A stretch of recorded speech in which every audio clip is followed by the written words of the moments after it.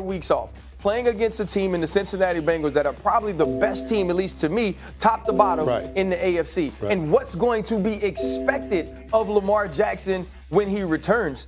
You think about the troubles the Baltimore Ravens have had with Lamar Jackson since he became the starting quarterback. The debacle early on in his rookie year against the Los Angeles Chargers, losing home games after being number one seeds. There's been so much that has happened to this team, and now you put on top of that being injured.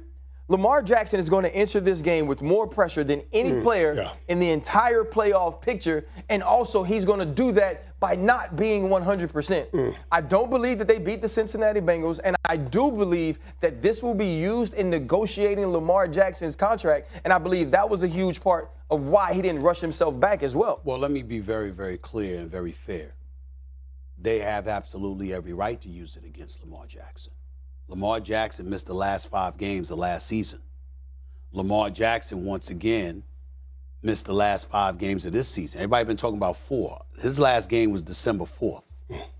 Huntley was in that game against the Steelers on December 11th. There's been 1, 2, 3, 4, 5 games since that time. He's missed the last 5 games for the second consecutive years.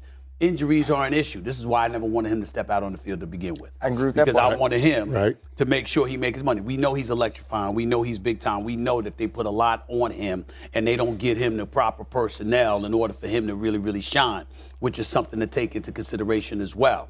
But when you look at what has transpired in terms of his durability or lack thereof, then you consider how he's handled things. And here's what I mean about this, Ryan Clark, because this is important, because I know how you feel about the brother, and I don't blame both of y'all. We got to understand something here. Who's he represented by? He don't have an agent. That's what I'm represents saying. That's what I'm himself saying. along with this. These kind of things matter, because what happens is that although conventional ways of doing things don't always have to apply, and we understand that, the NFL is a very complicated business. I think we all know that. And there's a lot that goes into it. And you got to have an experienced person running stuff for you, because the communication alone can get complicated. And what I'm looking at is a situation that there have been times where you've had people say, I don't know how true it was, but you've had people say, we don't know the status of Lamar Jackson. We have no idea. We don't know what's going on. What do you mean you don't know what's going on?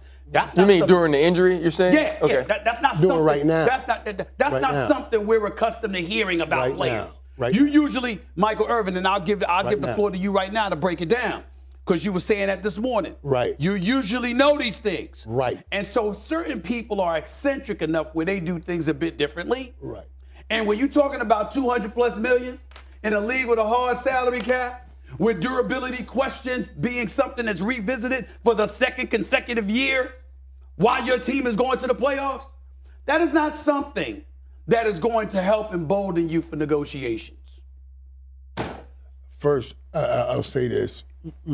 Lamar, even missing the last few games, the last 2 years, is still going to get paid. Yeah. The question we're discussing is if it's going to be in Baltimore or not. Right. Now, what throws me more than anything, you talked about the lack of information that we're hearing about what's coming out of Lamar Jackson. I've been in the league, guys. I watched Troy Aikman get hurt. And when a quarterback is hurt, Ryan, you notice when a quarterback is hurt, we're not just getting treatment at the facility. Yeah. There's somebody going to live with this dude. They send trainers home so he get treatment at night. Yeah. How can you have no information about where this knee is? Even if Lamar ain't talking to the head coach, that trainer that goes home all night, and while Lamar watching TV, he's ice cupping his knee, he's heating his knee back up. He does this all day long. They go to treatments all day. For that not to be the situation, for me to see a head coach come out and talk, I don't know what's going on with Lamar. How can you not know what's going on with Lamar? That's mind-blowing. That tells me there's something bigger. Who always knows what's going on. For some more context on Lamar Jackson, we're bringing in Adam Schefter. Adam, back with us. Adam, what are you hearing in terms of his status? Oh, Molly, here's the situation. He's still got swelling in that knee. And that swelling, I think, has helped prevent him from coming back. He's now missed 5 straight games, hasn't practiced once during the time that he sprained his PCL. So that knee is a factor. I mean, it's a real deal right now.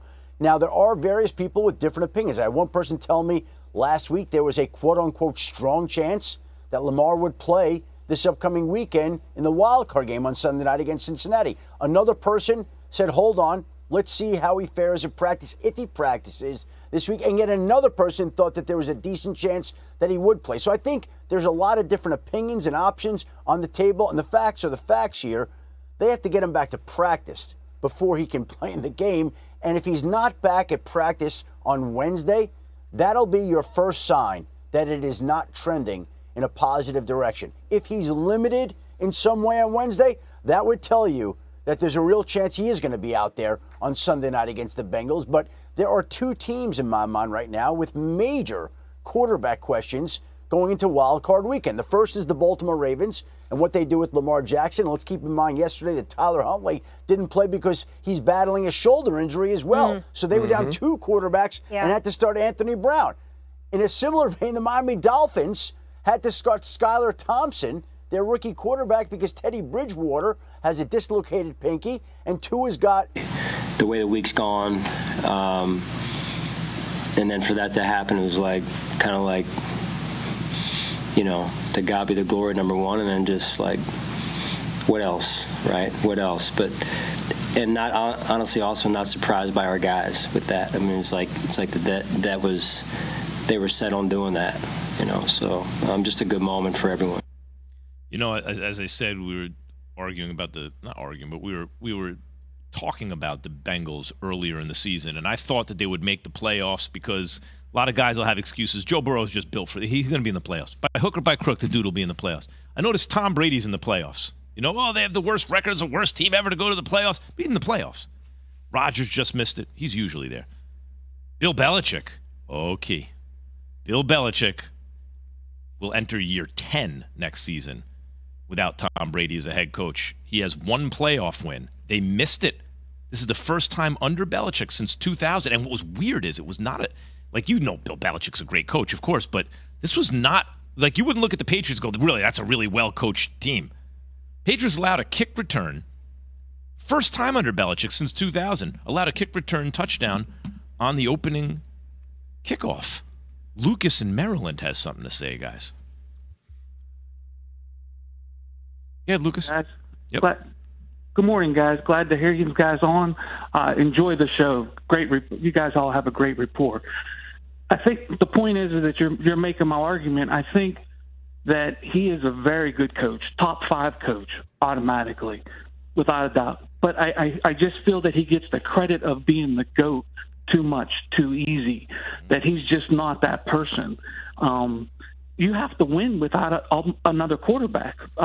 Great coaches have won with multiple quarterbacks. You've had Tom Landry win with multiple quarterbacks, Don Shula win with multiple quarterbacks, Andy Reid win with multiple quarterbacks. I just feel that there's better coaches. Like, he's a top 5. You could even put Tomlin in there too. Yeah, you might. Hey, you know what? You know what, guys? I think he's making a good point. To me, it's not that you could say anyone's better than Belichick because he's won all those Super Bowls, right? But my only point this whole time has been the undisputed GOAT part. The undisputed part is now in question because you did the whole thing with Brady. You did that stuff. That you deserve credit for that. But hey, what would happen if he didn't have Tom Brady? Well, we're seeing it. We're seeing it now. He can coach. Obviously, they won 8 games. It's good without a good quarterback. Okay, you can give me that look all you want, but that's the fact. I'm not saying. I'm letting you. You've been talking for 30 minutes, man. I'm just letting you go. I'm trying to bait him into it, but he refuses. Key. I'm just letting him go. He's the host of the show, driving the bus. I'm in the middle of. I'm not in the back of the bus. I'm in the middle of the bus, just letting you drive, man. I ain't said nothing. Well, you can look at me all you want. I said, what the hell am I doing? Well, no, it wasn't. It wasn't the look. It was the look with the way you fixed your mouth and the way you tilted the head, like. Yeah. I get it. Belichick hasn't done nearly as well as he would have liked, I'm sure. Tom Brady is a piece of that. There's no question about it. And right now, it's easy to point to Belichick and say, well, he hadn't done this, he hadn't done this, he hadn't done that. I'm sure if we go through the archives and we look and we go and we start going through stuff, we can look at some of the other great coaches that have gotten won Super Bowls and then lose a player or two and it changes for them. We can find it all day long. The quarterback that he has right now isn't the guy for him to move forward. Now, he drafted him, and they may try to figure it out, but he's not the guy. He can't outduel Josh Allen. No. He's not going to be able to. He's not going to.